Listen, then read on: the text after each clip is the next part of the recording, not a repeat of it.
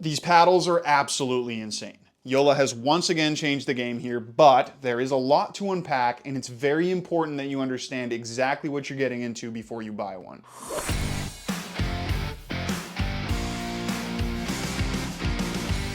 Hey everybody, it's Luca from Rackets Runners. So Yola has just gone and released a plethora of new paddles, all with the same Gen 3 propulsion core, which I'm just going to go out and say now is one of the craziest bits of tech I've ever felt on a pickleball paddle. They've basically added a layer of foam between the edge wall and the honeycomb core at the top of the paddle that might not sound like a huge change, but it definitely is. This new core has a massive impact on performance, so I'm going to do my best to explain exactly how it feels because it is very unique and definitely in a good way, but it's also worth being cautious before you go out and spend this much money on these paddles. Now, the other thing to discuss here is that yes, there are a ton of models. You've got a Hyperion, a Perseus, a Scorpeus, and a Magnus, and within each of those lines, you've got a 14 and 16 millimeter version. I'm not going to talk about the Scorpeus today, only the elongated paddles, but I'm also going to place much more of an emphasis on how this new core affects playability, because it's by far the most important feature on all these paddles. Also, at this point, you probably understand how the different shapes play in terms of swing pattern and feel, especially the difference between the Perseus and the Hyperion. I will briefly touch on the differences, especially now that the Magnus has been introduced, and that's obviously a new shape. And by the way, I'm sorry I don't have the Magnus today. I had to give it out for demo. These paddles are a hot commodity. Now, of course, as usual, before we go on, let me remind you that any of the paddles we talk about on this channel, you can check out on our website, racketsandrunners.ca.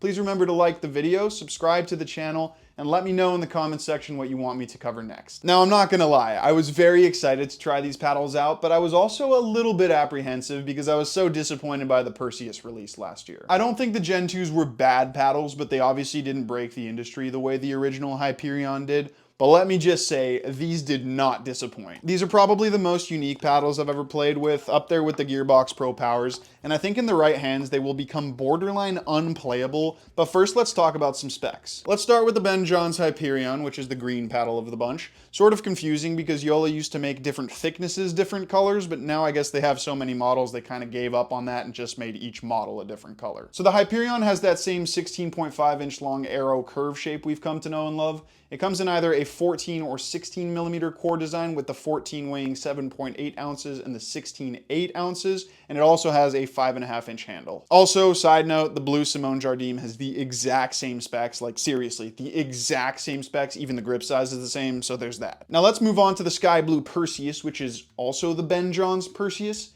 Is the man playing with two different paddles? I highly doubt that. Anyways, the Perseus is also 16.5 inches long with a 5.5 inch handle and has more of that standard elongated paddle shape to it. It also comes in a 14 and a 16, weighing the same as the Hyperion. Finally, we have the Magnus, which I don't have with me today, but it's the new shape in their line. New because Yola has welcomed Tyson McGuffin to their team, who has been, of course, playing with the Invicta for most of his career. Now, weirdly enough, it's not the exact same shape. It is 16.5 inches long, but only has a 5 inch handle, whereas the Invictas usually come in around 5.25. I'm actually kind of happy it's only 5 inches long because that makes it at least somewhat significantly different to the Perseus, because everything else is pretty much identical. Obviously, the paddle face is a little bit longer, but it still has that same rectangular shape to it. It also comes in a 14 and a 16 millimeter core option, but this one weighs 7.9 and 8.1 ounces respectively. So that's all the specs. Now, I will talk about why a little bit later, but I spend most of my playtest with the Hyperion because it's my favorite shape of the three. I also like the Perseus, and I won't lie, I didn't play much with the Magnus because I'm not the biggest fan of that shorter handle and longer face. Again, I'll elaborate a little bit more later, but the most important thing to understand right now is that in terms of power, spin, and control, because they have the same core, they're all very similar. It's just in swing pattern and feel that they're a little bit different, and that's how you should go about choosing which one is best for you.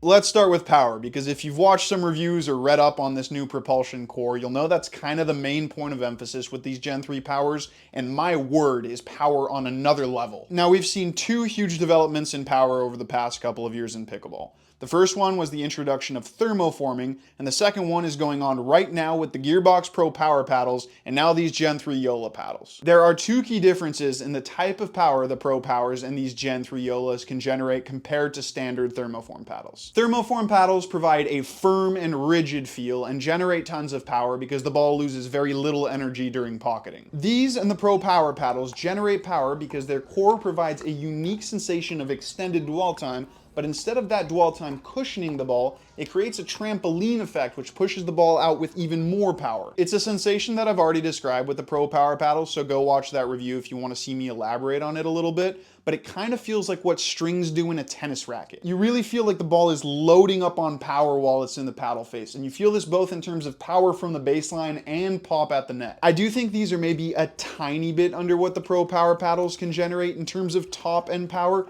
but still much higher than average, and honestly probably more than you'll ever need. Now I will be continuously mentioning the Pro Power paddles throughout this review because they're the only ones that feel anything like these Gen 3 Yolas, but they're certainly not identical, especially not in terms of control. The Pro Power paddles aren't bad for control. In fact, because they have such a long dwell time compared to other powerful paddles, I really like them in the soft game. That dwell time gives me a sensation of control that firmer paddles just don't have. The thing is, that dwell time might be long, but the ball still pops off the paddle face with plenty of force even when you are trying to hit slow, so they are quite difficult to control. These paddles are different. They have this very unique dynamic amount of power because the amount of spring the paddle adds to the ball is dependent on how quickly the paddle face is going at the point of contact. Now bear with me here because this is definitely going to get a little bit technical, but I felt a noticeably different response off the paddle face with these paddles when I kept my wrist locked versus when I added a bit of wrist lag to my shot. Wrist lag, by the way, is when you bend your wrist and use it as leverage to add more power and spin to your shot by flicking it through contact. When I kept my wrist locked for a reset or a dink, it felt like the dwell time was actually working in my favor and cushioning the ball more with less of that springy sensation. It's only as I accelerated the paddle face with that wrist lag that I felt the power amplifying exponentially. It was completely up to me as to how springy the paddles became, which gave me this unique sensation of almost being able to use them as hybrid power and control paddles. I have sort of felt this with the Rhombus Novas, but it's different on these paddles. The Nova kind of firms up the harder you hit. These always feel quite soft, but it's the amount of springy trampoline effect that changes the faster you swing. Now, I'm not going to tell you these are the best paddles for control because that springy sensation is never totally gone, but considering the amount of power they can generate, the control is extremely impressive. Now, I know that last section may have been a little bit tough to follow, and the sensation I'm describing, I think you can only really fully understand by trying out the paddle. But the key word to remember is dynamic. These paddles feel different at different swing speeds, which gives you, the player, more control over how you manipulate the ball. There is a huge catch to all this, though. Once you've mastered the feel of the dynamic core, it certainly bears its fruit, but my goodness is it difficult to master. These paddles are so sensitive to little tweaks in pace and power that they're also extremely susceptible to misdosing either with too much power or too little power. They may feel like they amplify power and control, but they also amplify mistakes, and that's the price you're going to have to pay with these paddles. They're made for really high level players, but if that's you, they absolutely can be mastered because they have such good feel. You've heard me talk about feel many times, but good feel comes when a paddle gives you feedback both positive and negative, and it's crucial if you want to develop a perfect understanding of how the ball is going to respond as it leaves the paddle face. You feel every bit of feedback with these, so if you do make poor contact, at least the negative feedback will let you know that you made a mistake and how to correct it. So good players can use that feedback to improve their contact, and over time that means that they'll know exactly how hard or how soft to hit the ball in any situation and never be surprised by the paddle's launch. So yes, these are punishing paddles, but once you're dialed in, a mistake will be completely your fault, not the paddles, and you'll always be reminded of that. Now, it does take quite a bit of time to dial in these paddles. The learning curve is quite steep, but I know a lot of good players will be more than happy to invest that time because the upside in terms of performance is so high when they're used to their fullest potential.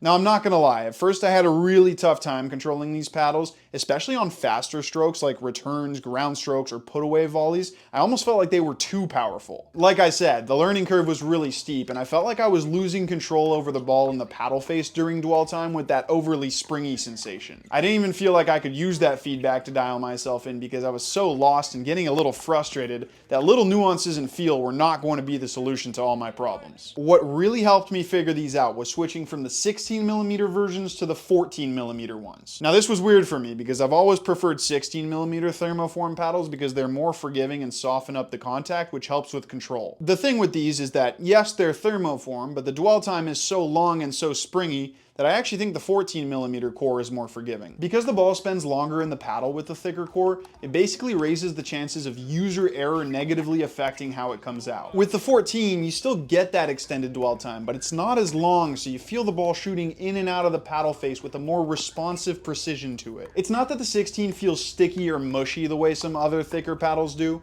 It still has a responsive feel to it. I just felt that the 14 was an easier transition into this unique core design, which is why I do think a lot more people will like it, at least at the beginning. I actually think the 16 might have slightly better top-end performance, both in terms of power and control once you're used to it, but I would highly recommend you try both to make sure you actually prefer this one before you pull the trigger. Basically, the playability on the 14 feels more normal, and it's a bit more unique with more of that upside on the 16, so I wouldn't be surprised if more rec players prefer the 14 and pros prefer the 16. Part of me thinks I've overcomplicated things a little bit with this review, but I am so excited about these paddles that I'm trying to describe how they feel in as much detail as possible, but I promise things are going to get a little more straightforward from here on out. Spin, as you would expect with a big release like this, is very, very high. But it's not just that these paddles can produce a ton of RPMs, which they can, it's the spin variety that is so impressive. Original thermoform paddles changed the spin game because they were so rigid that the ball lost very little energy during dwell time, so basically the paddle was just a seamless conductor of spin from your technique into the ball. The problem with those paddles is that they feel a little one-dimensional in their spin potential. The spin is great if you're able to hit a full ground stroke, but not when you're trying to hit a slower pace spin shot. You'll often find yourself in more random situations on the pickleball court where you want to hit a touch spin shot, and with softer paddles, you're able to manipulate the ball a little bit more for that style of shot because of the longer dwell time. Well, combine the top end spin you get with rigid thermoform paddles with the spin variety you get with softer paddles, and you have the spin playability of the Gen 3 Yolas.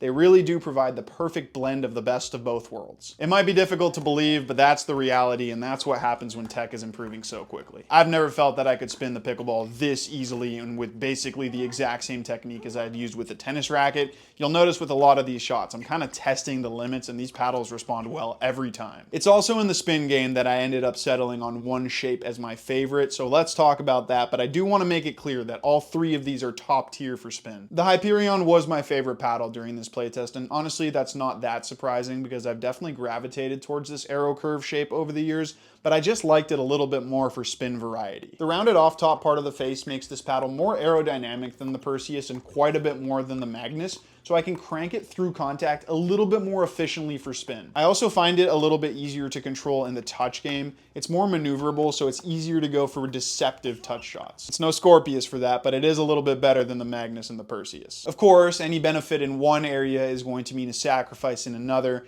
and the small sacrifice you make with the Hyperion is in sweet spot size.